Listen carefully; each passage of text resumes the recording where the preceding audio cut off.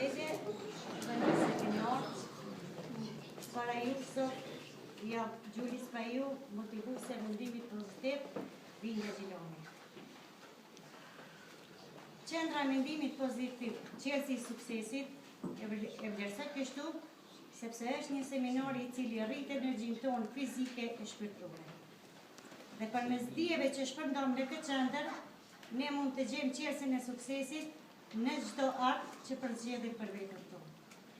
Pra, misioni i qendrës së mendimit pozitiv, qelësi i suksesit, është të punojmë për një jetë më cilësore dhe për të arritur profesionalisht të marrim kënaqësi të veçantë nga suksesi bashkarisht që do të arrijmë dhe nga e cila cilësi ndikon në mbikëqenjen e jetës sonë, të shohim dritën me punë dhe vetbesim në çdo hap të jetës.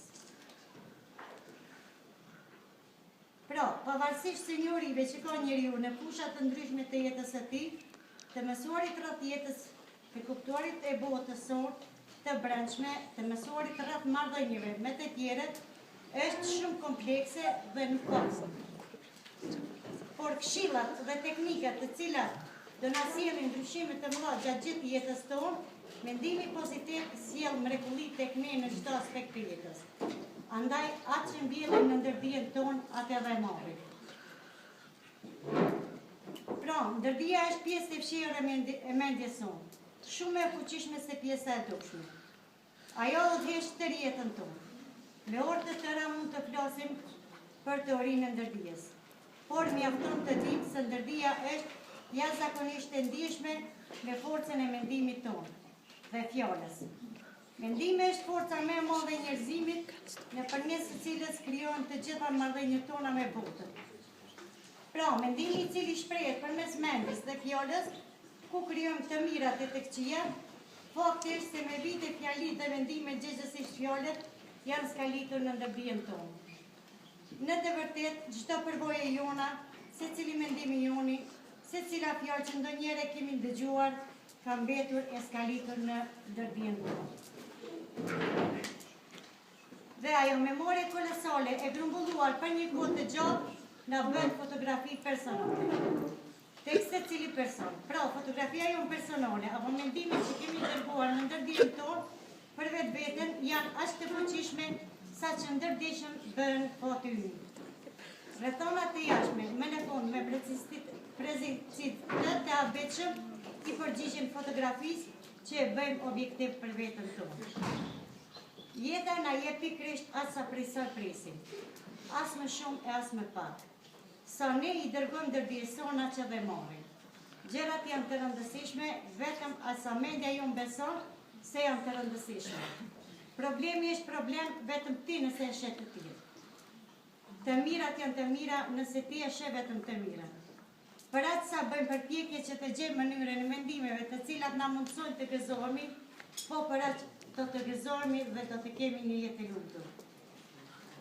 Pra, mënyra se si mendojmë pasqyron mënyrën e sjelljeve tona dhe mënyrën e jetesës, secili prej nesh e dëshiron një jetë e lumtur. Por mënyra e mendimeve tona shpeshherë na shkakton hidhrimin, zemrimin dhe na bën jetën e palumtur, edhe pse askush këtë nuk e dëshiron. Atëherë duhet që të kemi kujdes të shtuar, se cilën mënyrë të menduarit po zgjedhim gjatë jetës.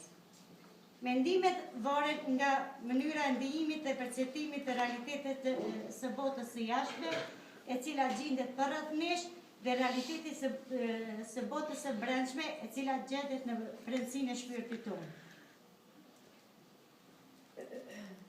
Se në cilin mënyrë e perceptojmë këtë realitet, varet nga faktorët fizik, shpirtëror e shoqëror. Por në patëm kujdes me forcën e ndikimit të këtyre faktorëve, shpeshherë bien viktime iluzioneve tona gjatë ndijimit dhe perceptimit të njerëzve, gjësendeve, ngjarjeve, dukurive dhe proceseve të ndryshme natyrore, shoqërore dhe atyre psikonervore. Nëse bijem në ndikimin e iluzioneve, formojmë paragjykime apo mendime e bindje të gabuara për realitetin natyror, shoqëror dhe atë psikonervor, të cilat na shkaktojnë një kaos të madh emocional dhe bërë plot shqetësime, tensione, brenga, duke na bërë jetën kësisht të palumtur. Mirë po, ne duhet të jemi ata të cilët të kemi një kujdes të shtuar se çfarë po i dërgojmë ndërdijes tonë. Sepse një pakujdesi shkakton jo lumturinë në brendësinë tonë shpirtërore, e cila depërton dhe dërgon frekuencat edhe nga jashtë. Kështu që e mira e gjithë kësaj është që të fokusohemi në frekuencat pozitive që reflektojnë pozitivitet, qofshin edhe vetëm iluzione, sepse ata një ditë do të bërë realiteti e ndërëson.